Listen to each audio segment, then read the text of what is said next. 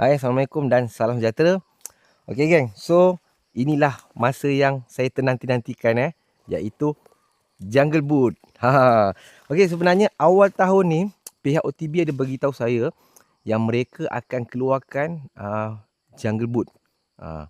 Sebab sebelum ni mereka hanya keluarkan fokus kepada kasut taktikal, kasut untuk operasi air, dan yang kali ni Jungle Boot.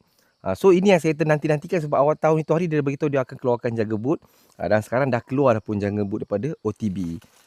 So kat sini dia beritahu ini adalah wearing test sample, okey, untuk ditest, untuk diuji.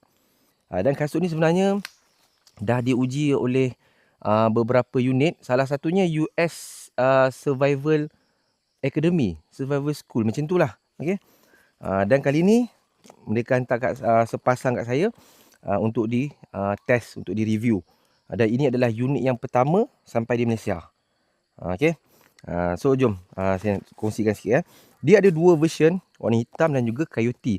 Sebenarnya saya prefer coyote, tapi coyote tak ada stok. Mungkin kat US sana mereka famous dengan color coyote. So yang saya dapat hitam lah. Okay, so saya akan test lah. Okay, macam anda lihat Jungle Boot, yang ni dia bawahnya kulit, full grain leather. Di bahagian atasnya adalah canvas. Okay, kenapa dia buat demikian?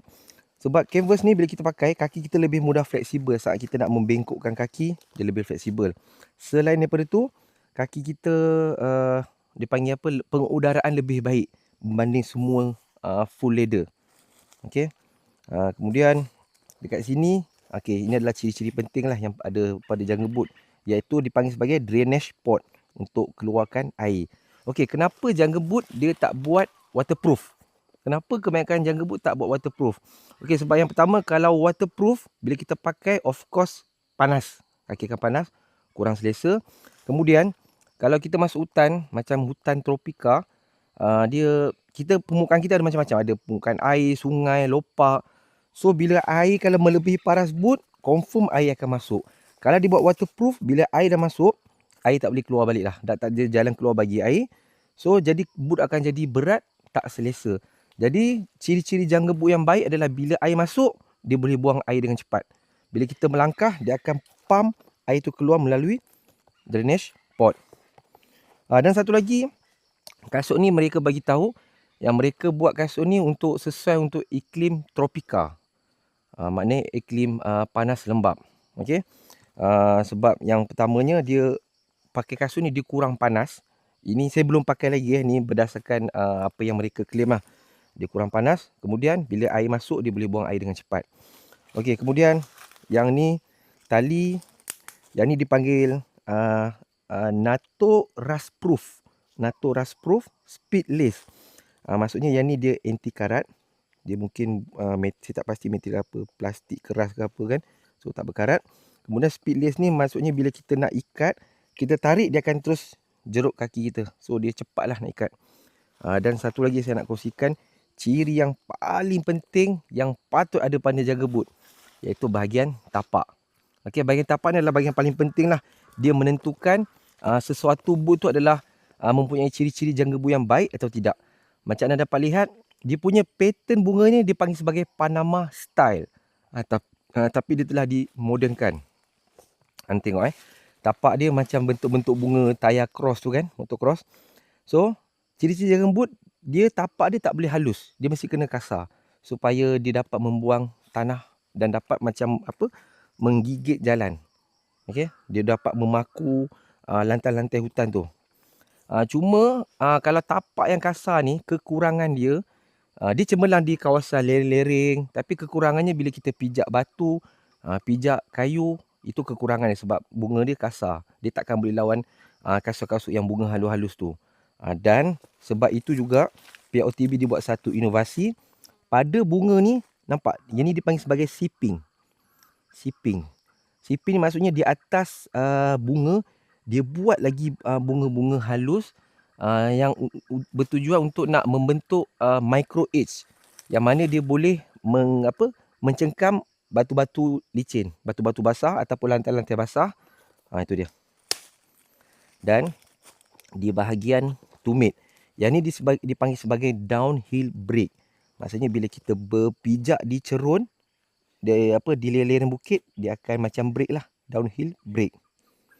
Dan macam kalau anda lihat yang pattern ni, sebenarnya ni adalah pattern untuk macam dia nak turun daripada tali ataupun nak memanjat menggunakan tali.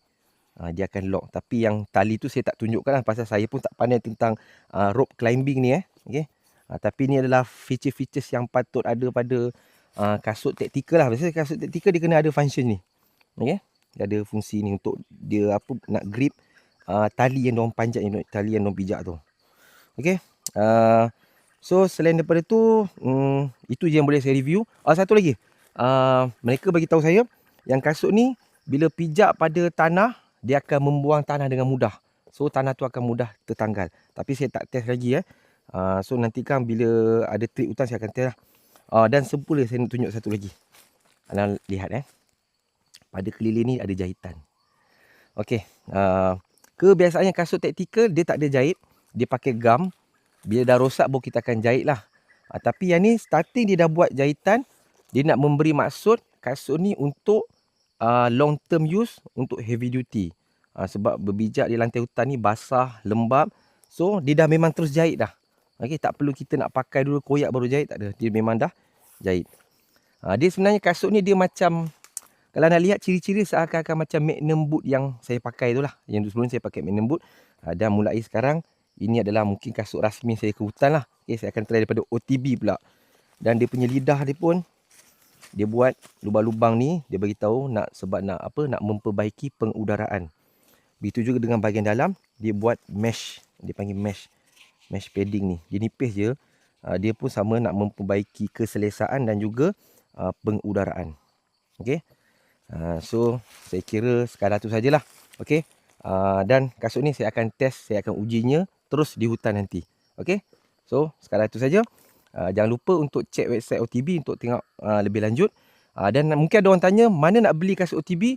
Okey, kasut OTB ni POTB masih mencari dealer kat Malaysia. Okey, buat masa belum ada. Nanti kalau ada saya akan maklumkan. Okey.